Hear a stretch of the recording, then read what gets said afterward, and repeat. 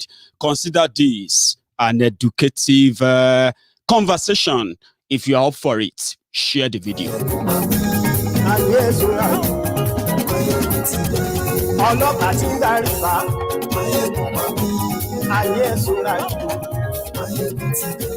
Aṣòfin tí ń rúfin òwò ayé ẹ̀sùnra kì òwúrọ̀ olóṣèlú ayé ẹ̀sùnra ọ̀jẹ̀lú ẹ̀sùnra kì ayé ẹ̀sùnra kì. Well. Good evening to you. Good morning to you. Good afternoon to you. From wherever you are watching from, this is Maiyegun live. And thank you very much for joining me this late hour, especially now that we have a time difference, especially those of you who are watching from Nigeria. I bet it is past 10 o'clock this hour for those who are watching live. The news on the hour is that MAZI NNAMDI KANU has given the directive through the DOS, which is the indigenous people of Biafra's Department of State, the organization body, the real body that is called the IPOB. That the sit-at-home scheduled, the 5-day sit-at-home scheduled from tomorrow, Friday, before, during, and after the Anambra election should be suspended. I am going to help a lot of people here tonight to actually understand the significance of this move. And sincerely, you don't have to agree with me, okay? Consider everything I'm going to say as my personal opinion. And trust me, I've got friends who are likely going to feel the same. So let us keep the decorum enough that we all enjoy this tonight. For the past 2 months, now, the Nigerian government, the IGBO politicians, their elites, the media, and almost everyone that should know better, all agreed to put to put the blame of everything going on in Eastern Nigeria on IPOB, even without any verifiable evidence. They know they are hungry. They know that they are enraged enough. But at the same time, what they don't know is that they are not suicidal. Their intention to call for referendum is not a declaration of war that they want to fight a war with Nigeria. But somehow, their media, locally and internationally, for those who probably don't know, even in America, we have those who are already in court trying to call the attention of America to label IPOB a terrorist organization because they can get the intel of all these crimes being committed in Eastern Nigeria by the government of Nigeria and their collaborators in Eastern Nigeria. So this is like you fighting the biggest conglomerate of enemies, bigger than Nigeria in this case. So they blame it on them. Anambra election is the kind of the gunpowder that they have done so much. They have assassinated people. They have killed and they have made people disappear. They kidnapped governorship candidates. And when you turn around, they blame it on IPOB, simply because IPOB said there will be no election until you release MAZI NNAMDI KANU unconditionally. So they gave the criminal government of Nigeria and their collaborators to continue to perpetuate the criminality they are carrying out in Eastern Nigeria. And I continue to tell you, some of you at some point, you just feel like, how is that even possible? But I mean, lately, many of you are beginning to come back to say, oh, this thing don't look like, say, it don't even make any sense at all. Free Nnamdi Kanu and do whatever you want to do. If you don't, then there will be no election. They latched on that. You have no idea. Innocent people have been raided across the eastern Nigeria. Even Ohaneze Ndigbo came out and they said, for peace to reign, you need to release Nnamdi Kanu, and you also need to release over 5,000 people they've illegally arrested as we speak. And they call them IPOB members. Your uncles, your brothers, they can be picked up on the streets. All they need to legalize that illegality is just to call them IPOB members. Nnamdi Kanu said, you know what? Let's call it off and let people do what they wish. And there's something about sit at home in Biafra land that in the absence of Nnamdi Kanu, people are beginning to see that if you read the mood of the people, the real people who actually choose to sit at home in Eastern Nigeria, the real ones who are there, that will tell you that they are happy to sit at home. If that will make a difference in releasing Nnamdi Kanu. Now, locally, economically, the government of Eastern Nigeria, as much as they want to pretend, they are feeling the effect of Nnamdi Kanu's lockup. So, as we speak, whether real, whether it was just to buy time, the case of Nnamdi Kanu, the issue of IPOB, is now the top priority of some of these guys who 3 months, 4 months ago felt like kidnapping Nnamdi Kanu and putting him away, then sending military to Eastern Nigeria, right? We chase people away from giving support or sympathy to IPOB. Now, Nnamdi Kanu seems to be the only one who really understands the mood of his people. He knows that people are still going to sit at home. But for the criminals who want to kill you and call you IPOB supporter, IPOB member, because whoever they kill in Eastern Nigeria right now, the military have the license to kill. They have the license to take you. They have the license to raid any village, raid any town. All they have to say is they are looking for IPOB members. So don't give them that license. We are not going to have any effective sit-at-home order in place. That is strategic. Sometimes they say it is always good to leave when the ovation is loudest. The Nnamdi Kanu's case, they thought kidnapping him would have just, fizzle out IPOB. Even Garbage Shehu was bragging about it.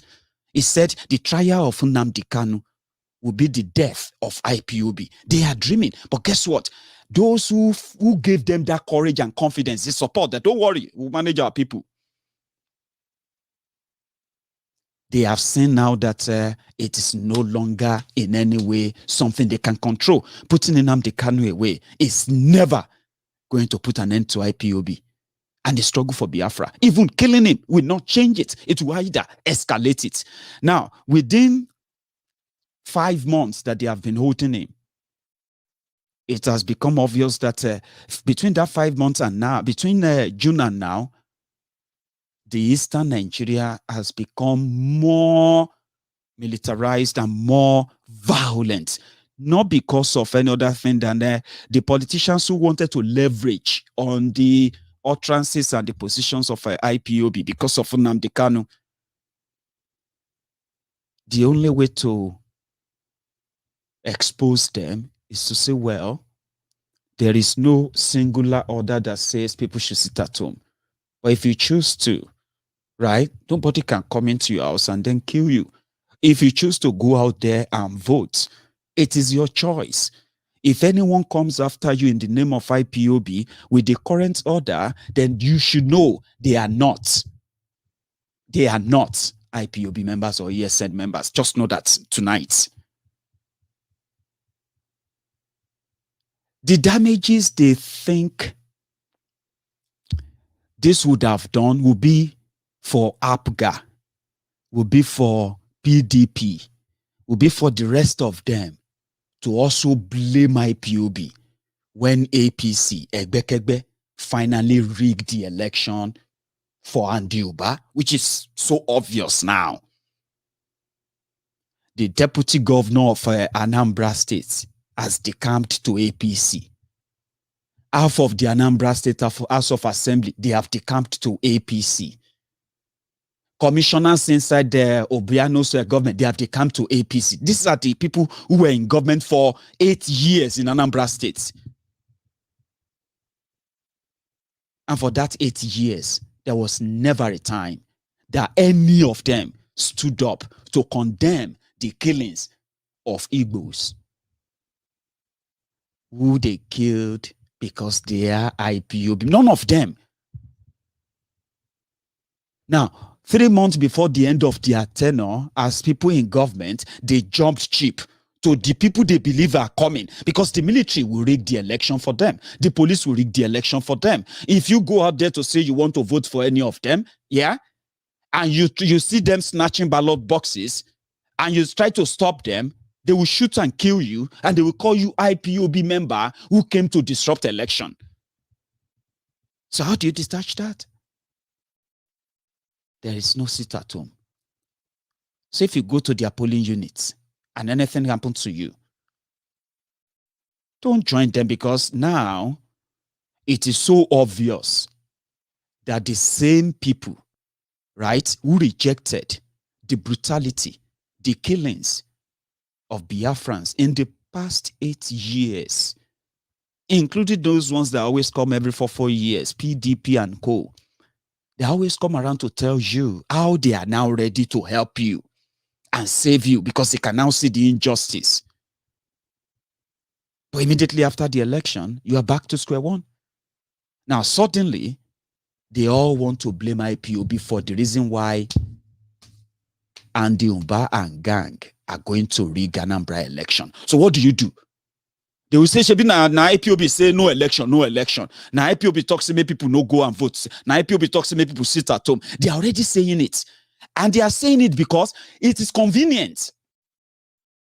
But I just told you now, the people who are supposed to tell the people of Anambra State what they did for 8 years,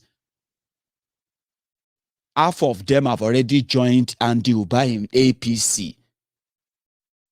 The one inside the PDP governorship candidate, even the PDP members, they themselves, they are already saying that if he come forth, he is lucky.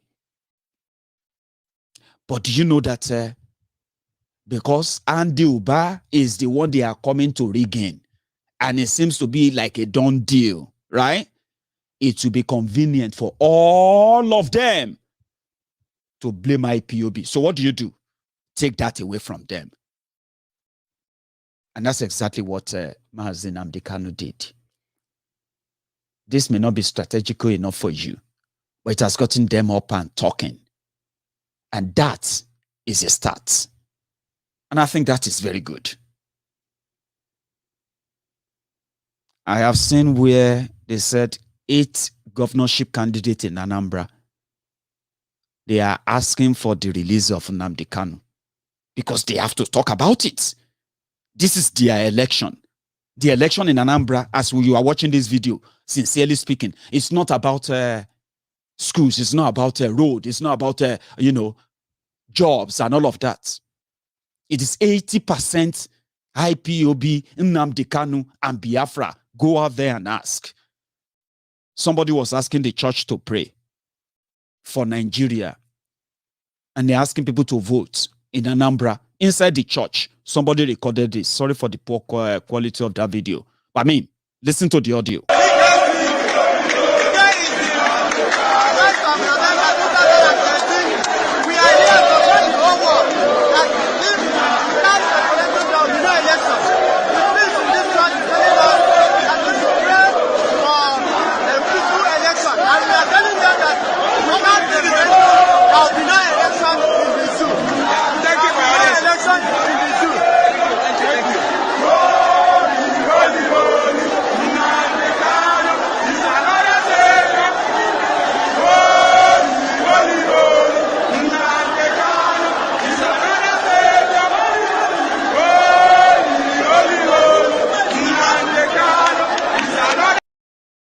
Now, that is inside Biafra, inside Igbo land. This is the people there, right? And they know. That's the conversation now. How can they lock him up? What did they do? What did they do? What offense?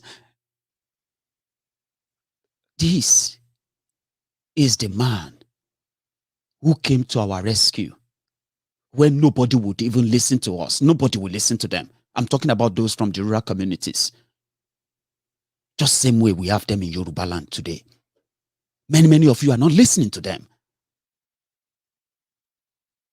So Nnamdi Kanu went out of his own way, put everything on the line, and said, we can defend ourselves.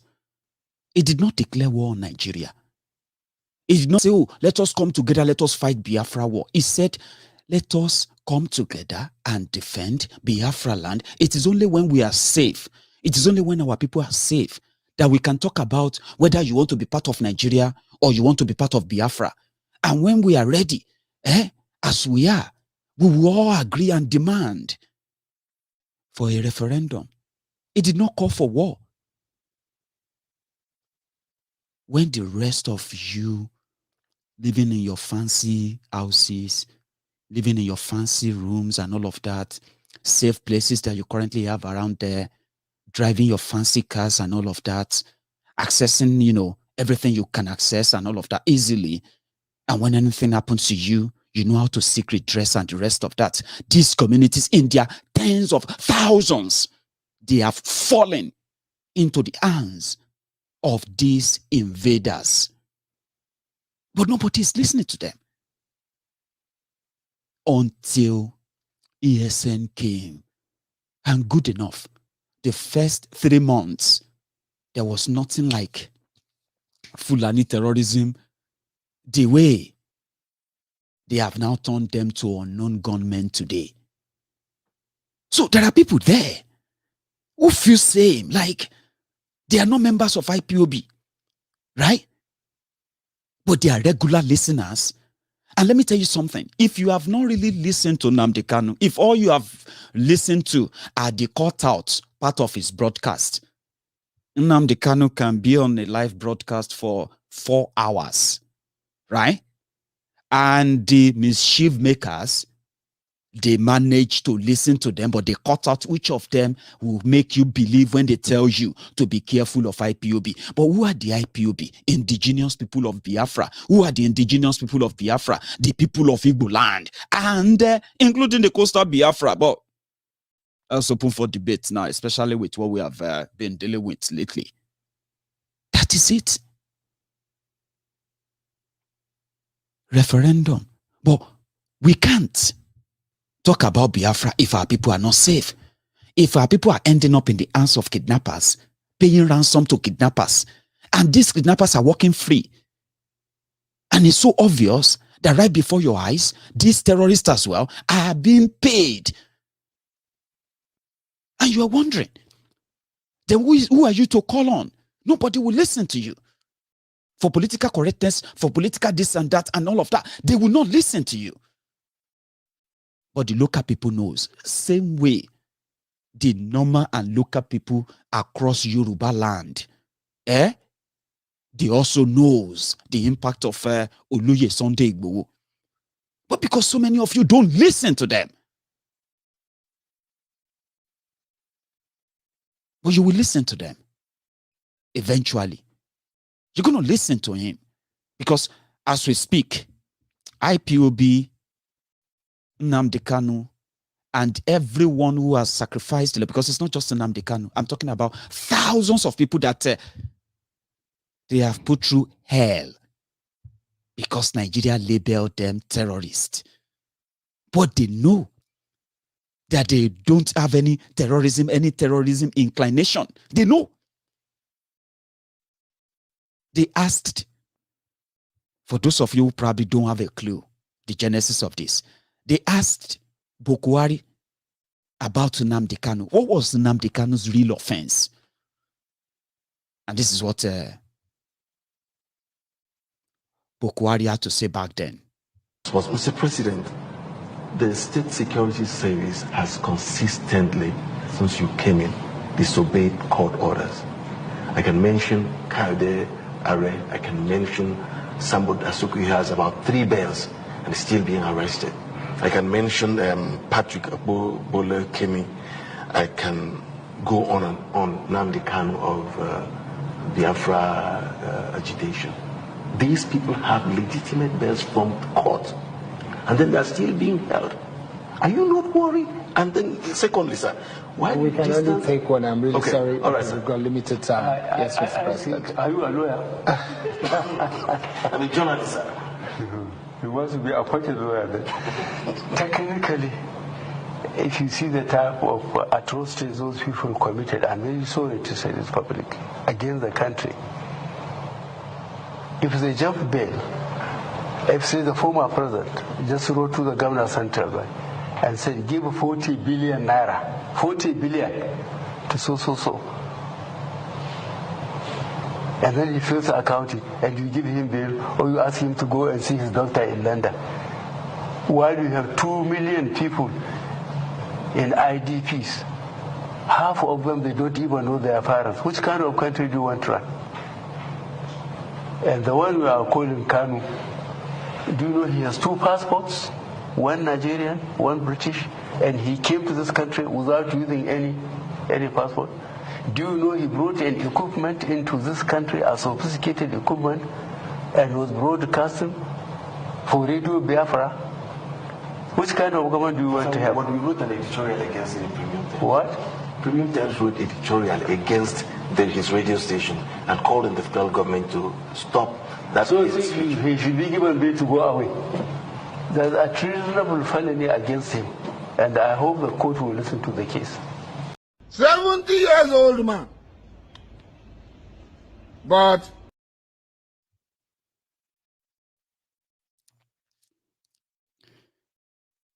I hope you picked that. The offense of Nnamdi Kanu was that he brought a radio equipment to Nigeria for Radio Biafra. Therefore, there will be a treasonable felony against him. That's it, treasonable felony. But today, even though they don't like it, yeah, Nnamdi Kanu has put up one of the best legal team locally and internationally. All they just want to see is for Nigeria to bring up their case. Now, bringing up that case is what Malamu cannot put together. Well, when they ask Malamu, what are the offenses of Nnamdi Kanu? What are the crimes of Nnamdi Kanu? They said he called BUHARI idiots. How dare he call a president of a country idiots? That's the crime of Nnamdi Kanu. They didn't say Nnamdi Kanu said BUHARI is dead, because he said that repeatedly, and he continued to say they should bring BUHARI to do DNA. Let us take the DNA of BUHARI and take the DNA of his children, his supposed children. Let's do it. If they confirm that it is BUHARI, then he is ready to face any jail time. Now, they did not put that in that crime charge. Nnamdi, let me tell you something. For those of you, Nigeria is just a lawless country. Nigeria is a completely lawless country. Okay? There's absolutely nothing wrong in demanding for a referendum, especially from a country that came to existence due to negotiation, dialogue. That's what gave birth to Nigeria. So what happened in Nigeria in 2017 before they tried to kill him, right? The political class saw election was coming, and they in the Igbo land, so they came together, they reached a conclusion that it should be released. Okay? So that, and Abaribi and Co, they came and they got Nnamdi Kanu out. Then they said they fixed a date for him to come back to court. Just 4 or 5 months before that date, they started what they called Operation Python Dance. And they moved in soldiers. They killed 28 people because the order they gave to them was they should bring Nnamdi Kanu back to Abuja, dead or alive. Because according to them, they didn't wait for a court, right? What they did was that they said in the conditions they gave to him when they released him, he must not be in company of more than 10 people. He must not give any press release. He must not do any interview. And he must not do any live broadcast. Nnamdi Kanu now said, what kind of condition is this? I have not been convicted of any crime. How come am I going to be living like a prisoner? I'm not a prisoner. The moment he got back to Biafra land, right? You know the story. That sent a shockwave back to them. And they couldn't take it. They couldn't let that go on. They decided to go and kill him, dead or alive, bring him back. They don't believe in their courts. They don't believe in their laws. They don't believe in the process of their own laws. So they decided to go and use their military to kill him. He ran for his life to fight another day. And true to it, he came back, fire blazing, burner than the before.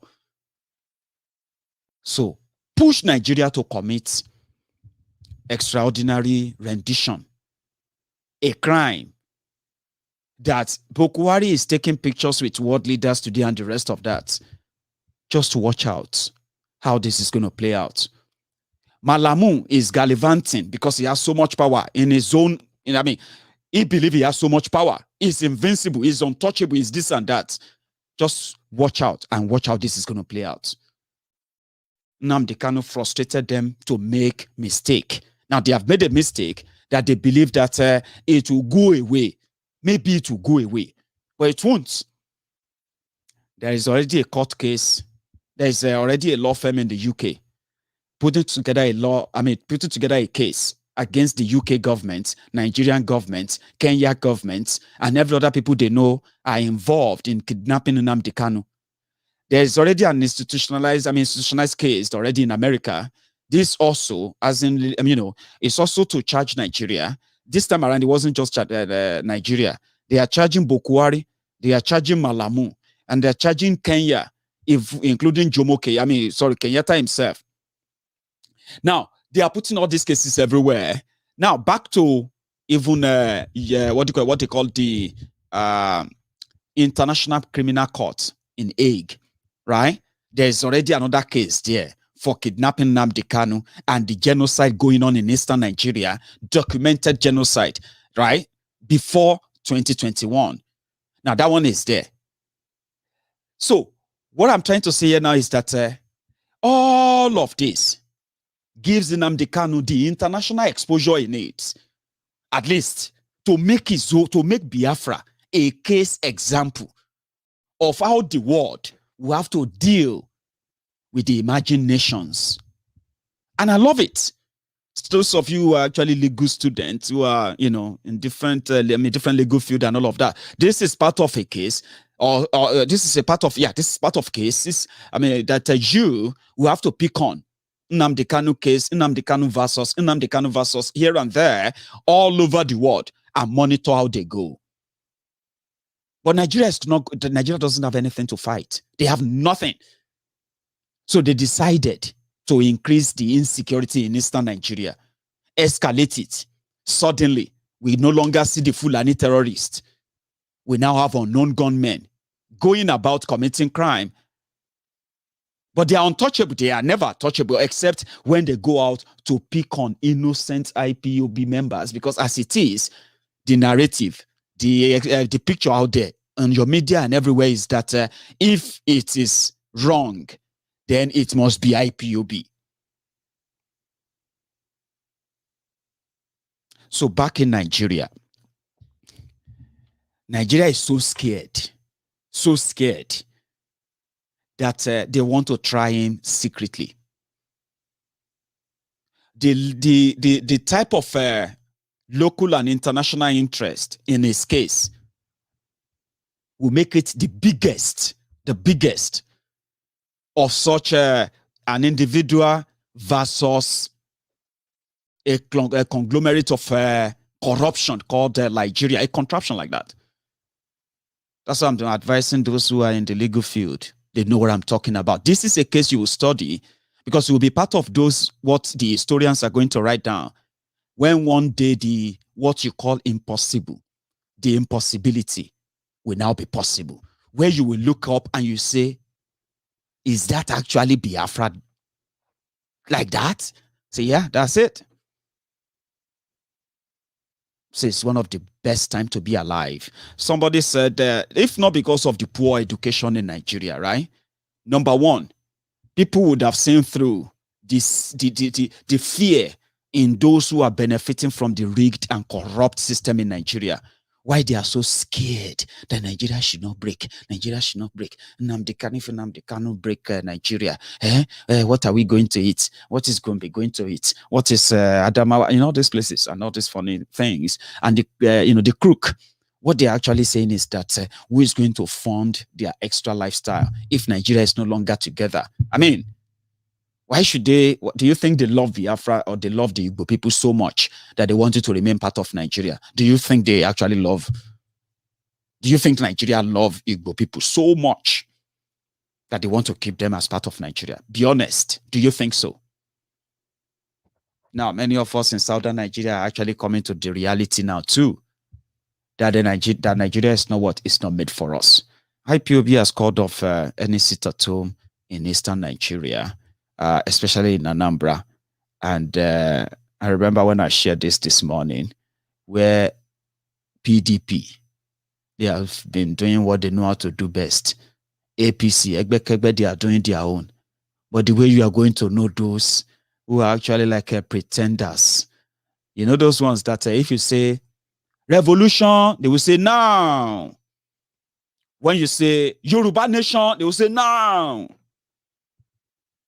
When you say Biafra nation, Biafra republic, they say now. You are going to begin to see many of them soon. When I shared this video on Facebook this morning,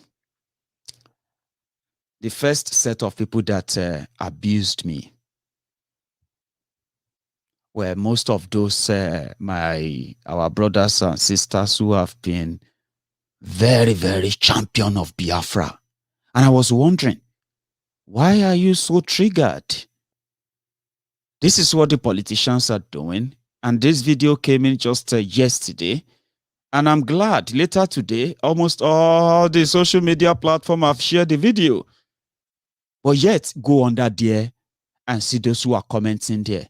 Once they comment and you begin to see the questions they are asking, this guy, some said is an old video. One guy, I mean, well, many of them came, by the way. Maiyegun, now I know that you are enemy of the people. There's no election in Biafra land. There's not going to be an election. I say, wait, who they fight you? I'm just showing you something. Look at this. I didn't put up. I didn't say go and share money and share can. Well, this happened. No, it's not this year. I saw it 2 years ago. Oh, there. Mumu, you saw because you want to defend, because you saw PDP, automatically, your Biafra, your belief in Biafra suddenly disappeared because you are pretending. Once election come, many of you who abandon Biafra, you begin to fight other people, you begin to give excuses, you begin to attack yourselves, and immediately election is over, then you come back, Biafra, Biafra, Biafra. We know some of you. So when they were doing that, I just click on their profile and I just see, what's it concern this person, concern this video? Where can't they like abuse me, attack me because it's fake news to them? Some of you are like, Maiyegun, show us the video. Wait, the video. Let's see the video. Let me see if I can still find it. Yeah, this one.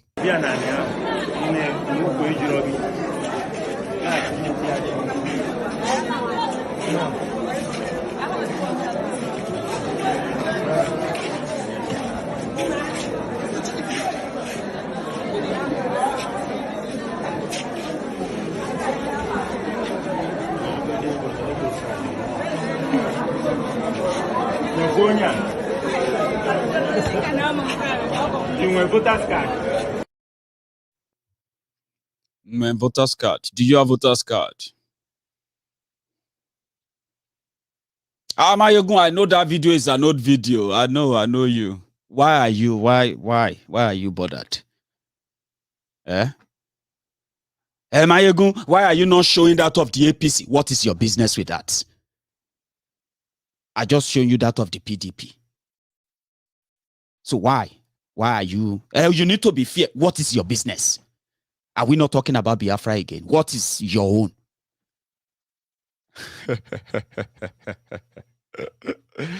Oh dear. I wish I could possibly talk to every one of you that jump on some things I put on Maiyegun's diary Politico, and I'm like, I'll sit down and be like, waiting this what we say, wait, this what we talk say, Biafra.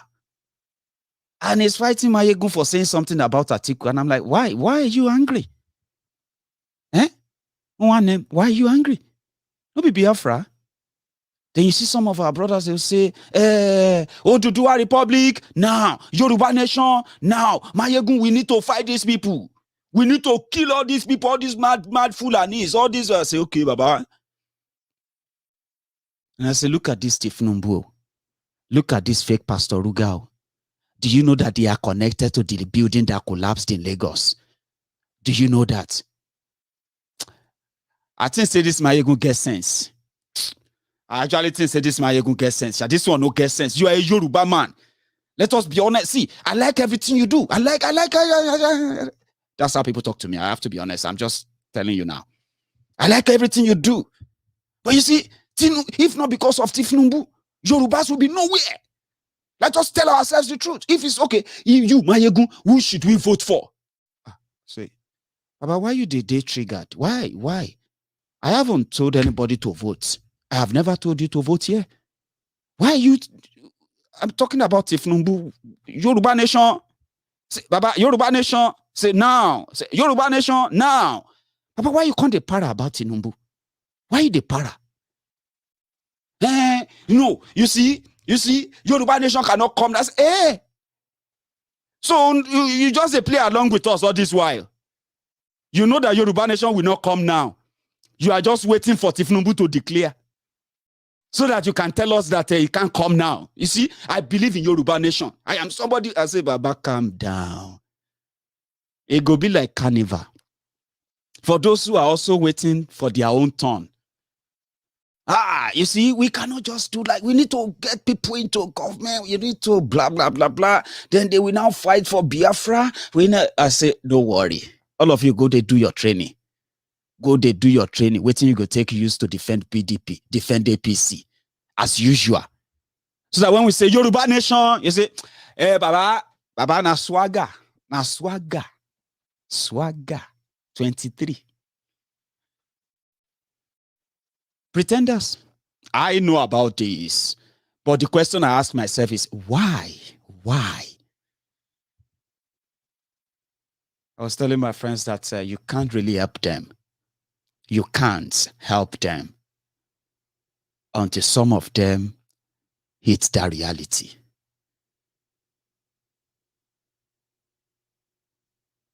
You know, that's what they do. They buy people off. They pay you off. They believe that whatever innovation you want to bring into how people elect, you know, let me tell you something, right? If you want to fix things, you have to first fix your law. When you fix your real law book, which is the Constitution, when you have that solid, the next thing you have to fix is your judicial system, the one that will uphold those laws. Nobody can break them, impenetrable. The judiciary. After that, you make sure that you strengthen your electoral system, because through that system, everything else can be destroyed. If your selective and elective system is faulty, as like Nigeria, you continue to have charlatans, criminals representing you. And what do you think criminals represent? They represent themselves.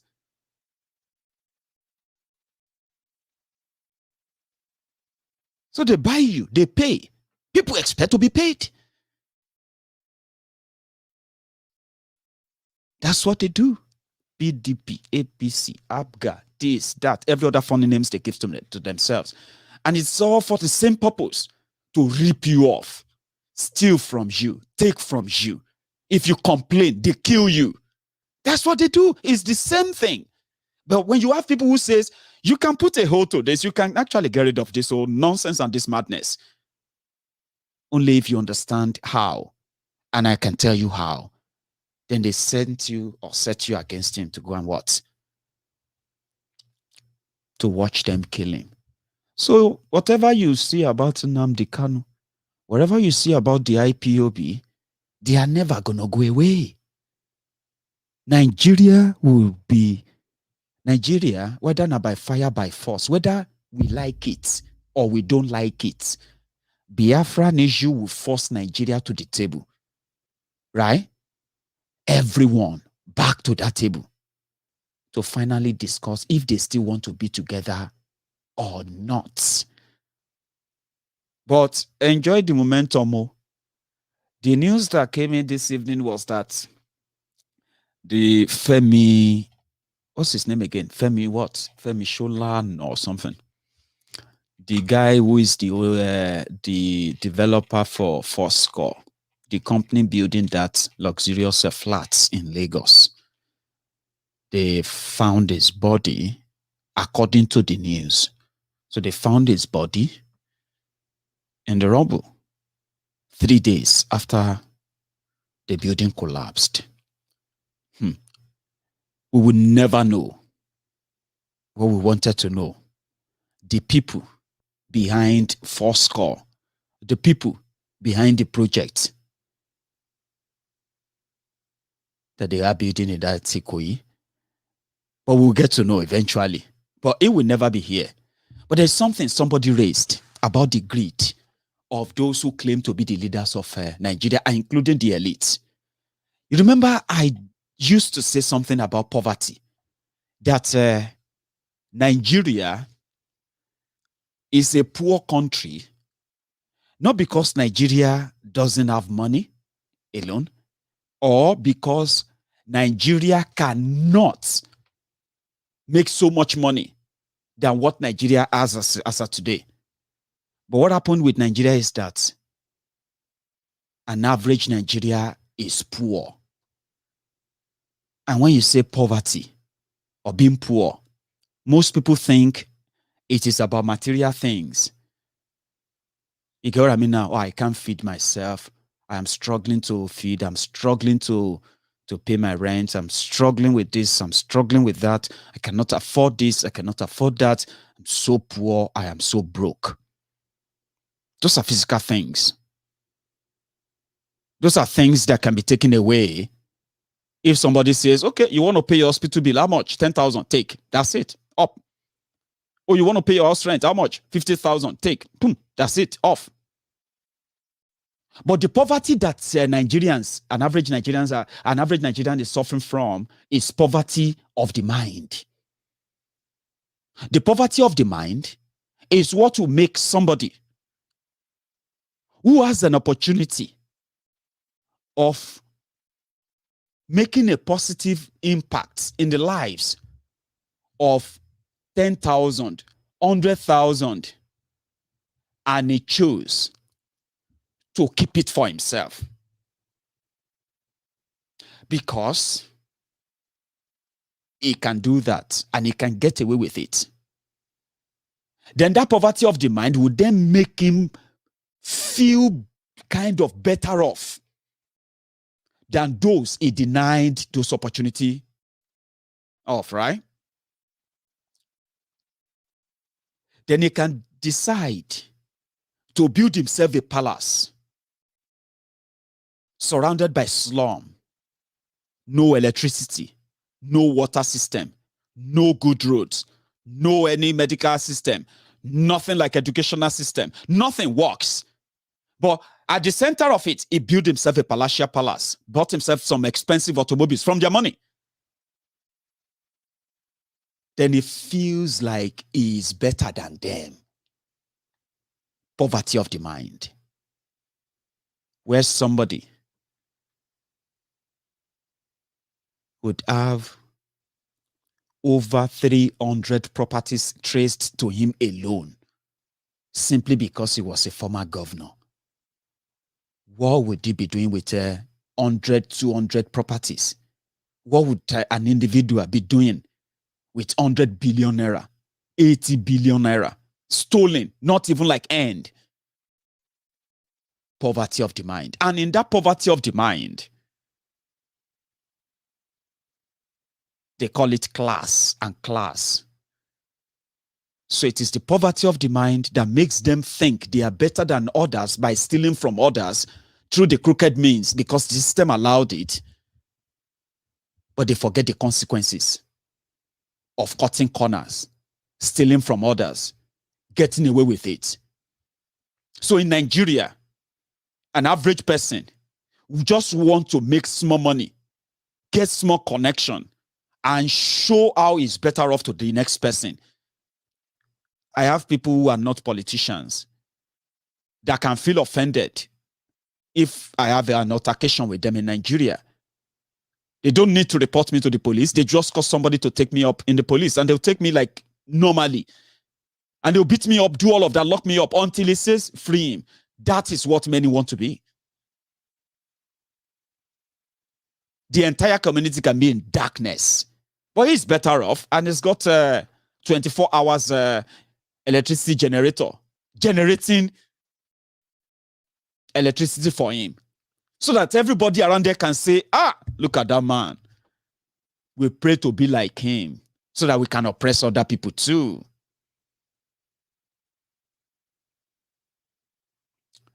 You have the opportunity as rich man.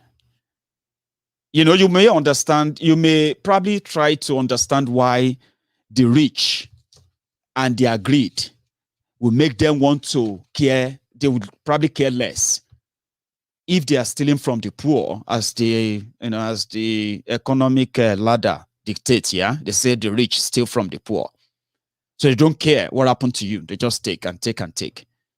But you would think the rich should care for the rich, Abi. But somebody who is into real estate, who said he's built multi-million-dollar estate all over the world, South Africa, everywhere. I mean, where they have standard, by the way. But Nigeria, where you have no standard. People you have attended their parties, people who you have attended their church, what have you. People, you know, I'm talking about people who are also rich.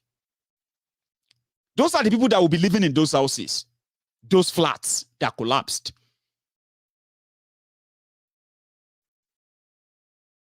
And they said there was a time that, and I think it was last year, when inspectors went to that property and they found out that they are using substandard, what have you, right? So they wanted to lock the place up. The guy fought them and used all his connection to reopen the place and continue the construction. 15-story building was approved. Our man was building 21. I have that approval, and I'm going to look for it. But let's start with this. What I'm trying to say here is this. The greed in an average Nigerian is not determined whether he is rich or he is poor. It is the same. The greed of not caring that if you steal from something, you are stealing it from other people. If you steal from a project and reduce the standard, you are risking the lives of other people. So if they had painted the whole building, fine, everything, his friends, rich people, because me and you cannot buy properties there. We cannot buy flats. $1.2 million. That's how much they want to sell each one. And people have already paid. Politicians, pastors, Rich people, I mean, people who have money in Nigeria, they've already paid $1.2 million. So if they have commissioned the place, they've celebrated it one night, all of them, their family members, everything, they are inside sleeping. Ooh, boom. That's what greed does. And if he has survived, he will probably go to church in one of these Sundays and they will do Thanksgiving. We say, we should be so grateful to God. You see all the people that died there, the family and all of you have to go and deal with it. That is how terrible Nigeria is. You will think he will be punished. It won't. God help his soul. It's been confirmed dead. Yeah? That is what greed, selfishness does to people. Baba, if now my own turn, I go do my own. Of course. Do your own like everybody else. And you'll continue to get the same results. More criminality, ruined economy, destroyed naira, ruined reputation, and the same thing again and again. And just imagine what it will be. It's nothing free, they say. Because somebody else is paying for it.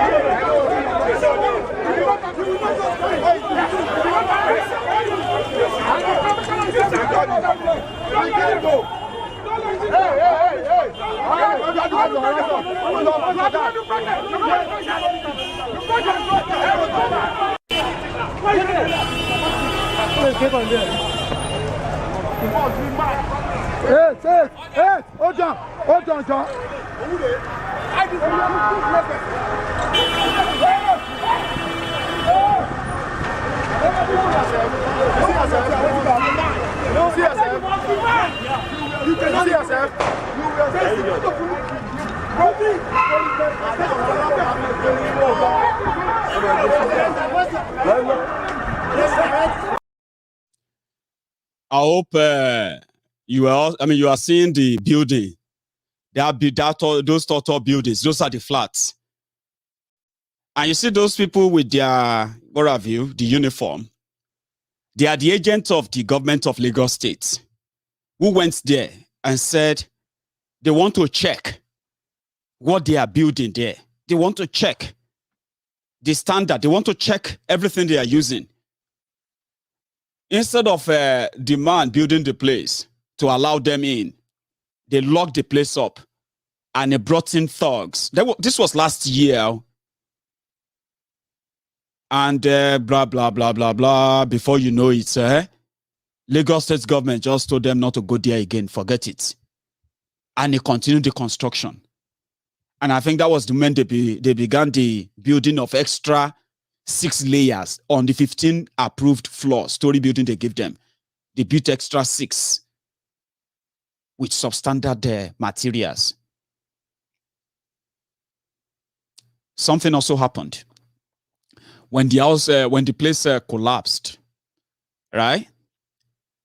The agency that gave them approval for the place said, we gave them approval for 15 floors. We didn't give them approval for 21. And at a point, they didn't even allow us to access the place because the person in charge knows people in high places. Because those who are actually funding the place, they are those in Lagos, they are those in Abuja, these people I mentioned to you. Those are the people who have interest in it. So they used their power to cut out any investigation, cut out anything, and it just continued. Do you want to see what that looks like? Let me show you.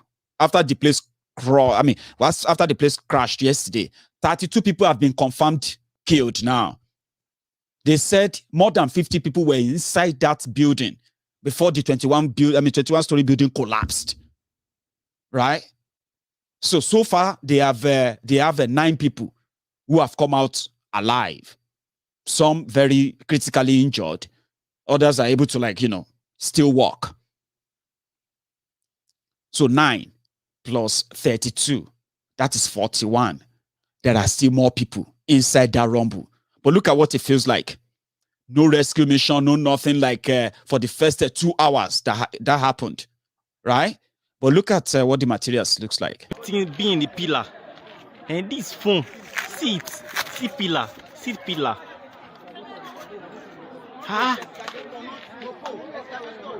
Almost 1 hour this thing happen now. No escalator, nothing. And they are saying they are in traffic. There are many mopo inside this building.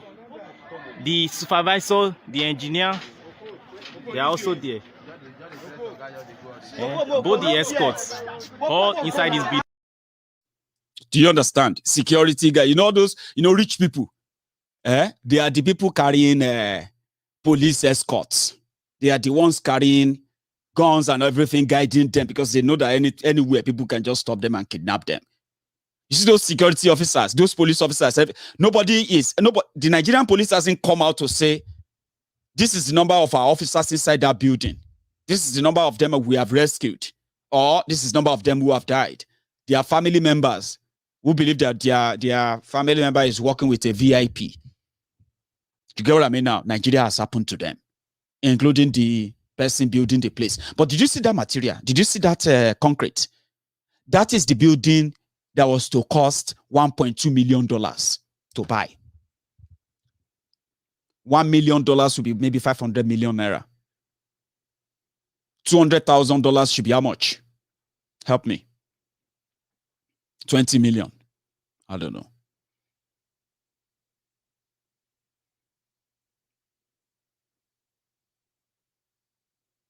$20, maybe. Did you see the material? Even a local bricklayer in your village will never, ever collect $1 million from you and go and use Teru. That is the greed of those who you see with money, rich people. Rich people get taste. Rich people have taste too. If you want to, they were taking everybody there. Dele Momodu and the rest of them. Africa Confidential. Thank you very much, by the way, for the super sticker. As for your super chats, let me read it out. Maiyegun, I think you should consider taking up the Yoruba Nation mantle and declare an ultimatum to our traditional rulers and politicians for the release of Chief Sunday Igboho.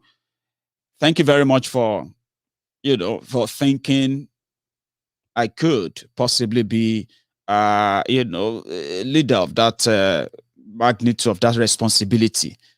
But again, I think leadership is a two-way thing.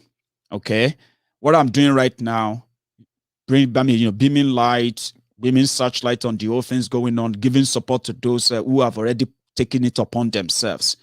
Supporting them first is even on its own a rope of leadership. Do you get that now? I can imagine what you think I can do, but there's no leadership without authority. And there's no authority if the people don't give it to you, okay? So you support those who have paid the price, who have sacrificed a lot, right? Slow, they may be slow, they may be fast, they may not do it the way you think they'll do, but the only way you can make an impact is what? If you have a chance, influence in a way how to make things better. And I think I'm doing that. And that is learning the rope. There are already people who have done so much. We are not just giving them credit enough. And I think we should do more on that, you know. But thank you. Anyway, Africa Confidential. You are a Yoruba man. If you are, you know what I'm talking about. If you jump at it, if you jump into it, you will jump out of it. And trust me, I am somebody who don't leap. I mean, who don't jump. They say, I don't jump before I leap. I leap before I jump. I look before I, you know. But thank you, by the way, for that. The greed of the elite, the same way they are so greedy, the same way they are so greedy towards us, the same way they are so selfish that you wonder, what is it going to take to give justice, equality, make people feel like this is their country, this is where they come from, this is where they belong, and don't make them feel like they're second-class citizens in their own country. What would it take to give that? And why would you take it? Greed, selfishness. So don't think their greed and selfishness is just towards you. It's also towards themselves. How could somebody be so greedy that much? They have been telling you it could be anything in a story. That's the material there. Tell me, the building of $1.2 million that you want to buy and you call yourself a rich man. If I'm here in the UK now and they say, Maiyegun, come and see this new flat. Very lovely flat. We don't say you get money now. You bring money. £1 million. Hey! Now all of you now go buy cane, beat me. If they tell you, say, Maiyegun, go spend £1 million to go and buy a house in Lekki or go and buy a house in Ikoyi, you'll be like, Maiyegun, you the craze? Is it true? Or is it just a PR stunt? Now all of now, if you see me for a town, now cane, you go just waka like cane, say, let's say that guy look like Maiyegun. Maiyegun, come, I will ask you something. Say, yeah, yo, this is Maiyegun. You know what I mean? Like, yo, what's up? Say, I just want to ask you one question. Now, true to say you carry your money, £1 million, go buy a house for Ikoyi. You where with the talk, say, where with the thing say you smart? Is it true? Say, yo, yeah, you know, investment, property, like future. You know what I'm talking about? You just come out your pankere. Cha. You get what I'm talking about? They will just say, Maiyegun don't die, you're inside the household. They say the guy, now the time where the glory of that guy come, he just die. Say, where he die? Say, now inside the Ikoyi house, die inside. Then pull him outside the rumble. That's the greed. The same greed that will make them deny you the common, basic amenity. Health care. They say healthy nation is a wealthy nation. Nigeria no care. If you like, drink agumu, drink okpanyi, drink anything, it no matter. Just make sure, say, the child is there alive tomorrow, so that they go squeeze you tomorrow until you die. And then when you die wrongfully. That's what they say. You die wrongfully. The same greed that makes them deny school children proper education, safe home, safe school, protection for children, protection for women. The same way they took all those things away, and they just release everybody into the wild. They say husband stabbed his wife to death because of 15 naira. I say, which anger go make person stab his own wife to death? They say, wife beating your husband die to death. On top waiting, on top say small salt past the stew. Which anger? Nigeria, frustration, wild, like animals. Every wrong thing is right. Every right thing is wrong. Because everybody just want to live and survive. And in the midst of it, in the midst of the chaos, they are butchering us. And you say, so when you talk to people and it doesn't make sense to them, and you're like, come on. In Lagos today, police officer stabbed Okada rider because of 50 naira. Say that one normal. But if you read that news, let me put it this way. If you read it in the news and they say, somebody stabbed 2 people in London, CNN will say, flash.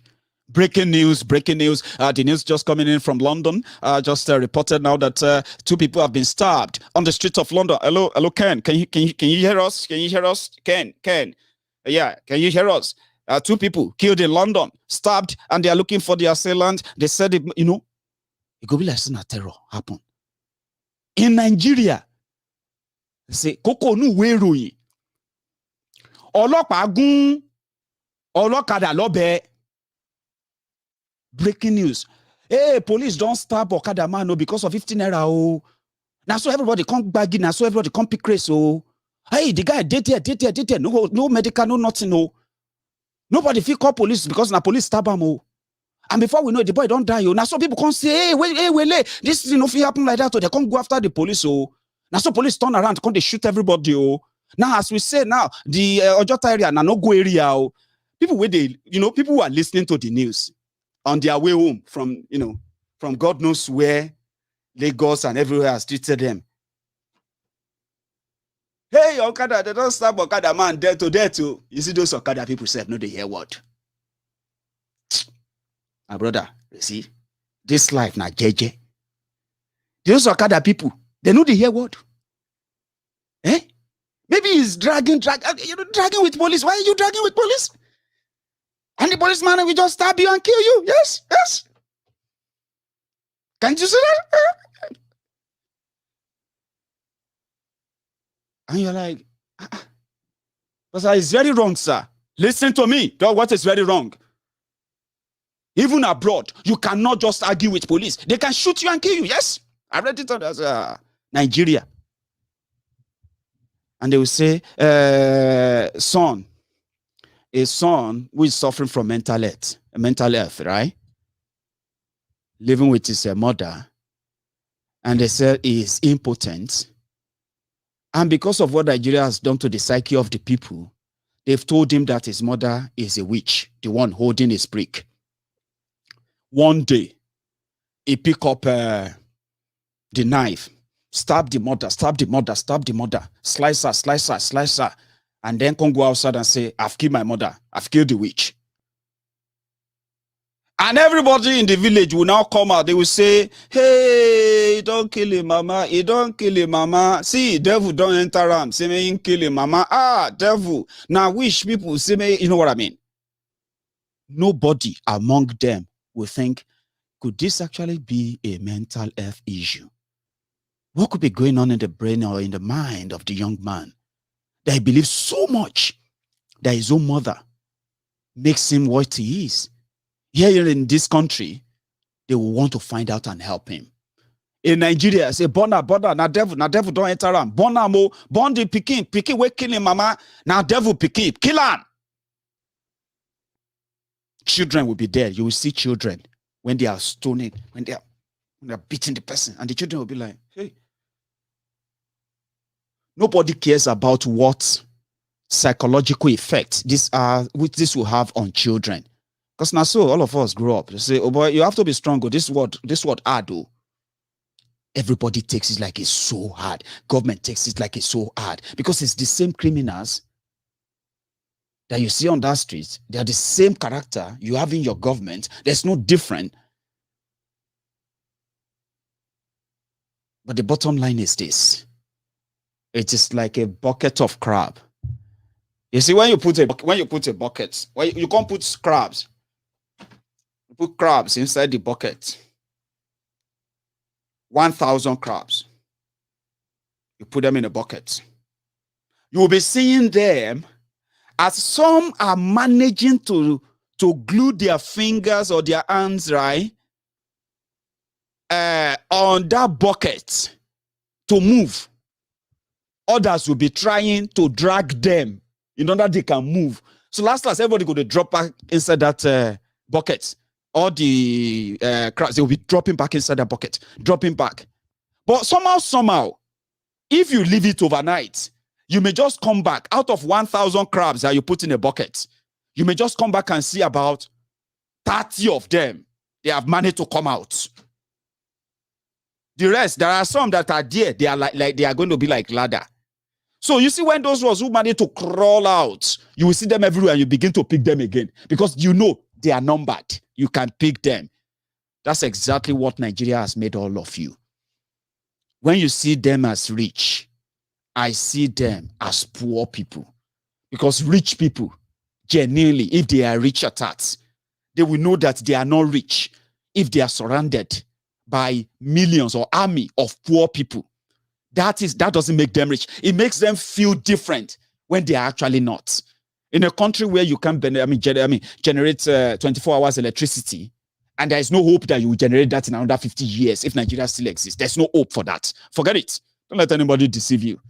The way Nigeria is structured, if you continue this way, you will never generate electricity that will power your anywhere in 50 years' time. So they know. And that's what they call opulence. That's what they call privilege. That's what they all fight for. But the consequences of them denying the wealth that should go around in a way, build infrastructure, build good schools, build roads, create jobs in a way. Government don't create jobs, but government can create policies that can enable businesses, not like what you have in Nigeria, a pickpocket system. Everything comes down to, if they no start the negotiation with those who have come out now boldly, like the Biafrans, it's going to get to a stage whereby, like people are saying, we should take it off, we should take it on, we should take it on. One day, maybe the battle will choose many of us too. A new brand of army of Yoruba nation. But guess what? We are all learning the rope. We are learning the rope. There are things now that you and I think we will do differently, but the time will come. Our time will come, right? But for those who are already making the wave, right, we must never, ever let them be buried by the Nigerian media, a compromised platform that should be the fourth estate, the one that helps the people to the truth. If the judiciary has failed, then the fourth estate, which is the media, should be able to help us beam light, the truth. But they are compromised. So that is why we will not keep quiet. What I'm going to do now is that I'm going to call it a night. The IPOB sit-at-home has been declared suspended. But that does not stop those who want to still observe it. That's what MAZI NNAMDI KANU said.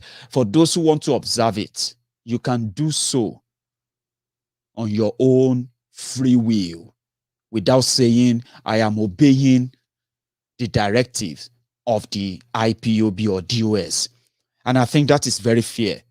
And for those who probably will misunderstand that, will begin to create sin and all of that, I would say for those of you who understand, it is better, what? To ignore them. The reason is this. If you don't ignore them, any engagement you have with them will continue to make it look like valid things. What we want to do now is that let everybody begin to detach IPOB from Anambra election. If anything happens in Anambra, do not join them in blaming IPOB. Let the dead bury their dead. Do not fight or die in their war. In the next couple of days, right? The tension will simmer.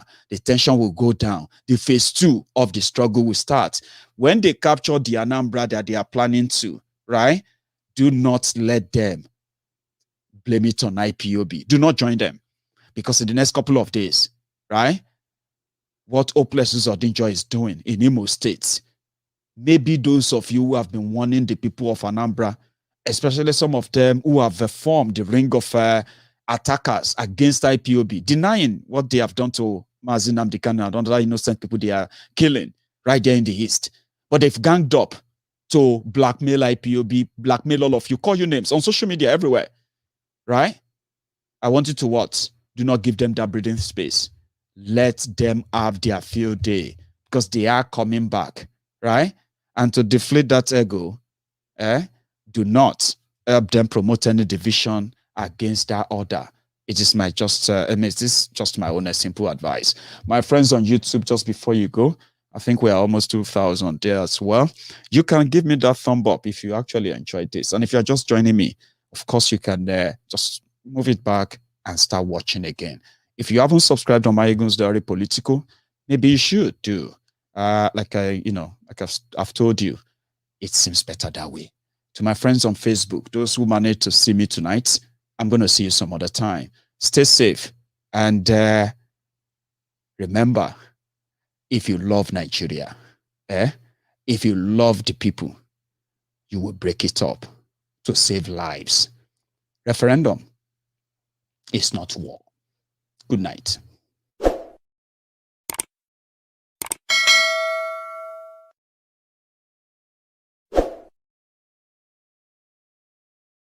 Onye du IPOB, o meriwo n'izu, onye ya abakare, mama dawora, una pori meri Nnamdi.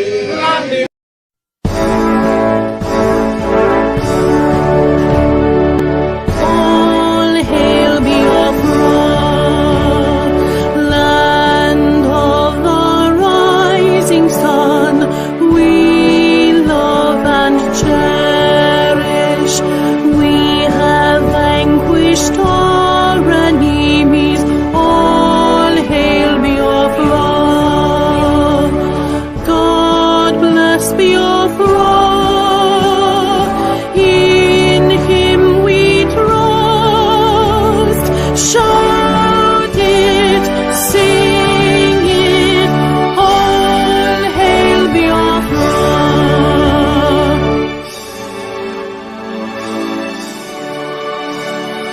God bless Biafra. We have emerged triumphant from all our foes. Through the crucible unscathed, we passed victorious. Our trumpets pealing the glorious song. Play it, sing it, all hail Biafra.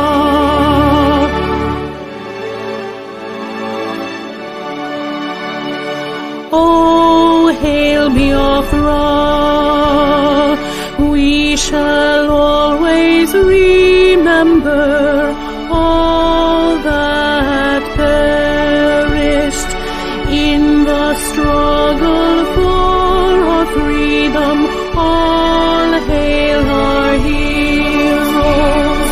Our prayer shall be known both day and night. Say them always. All hail Biafra.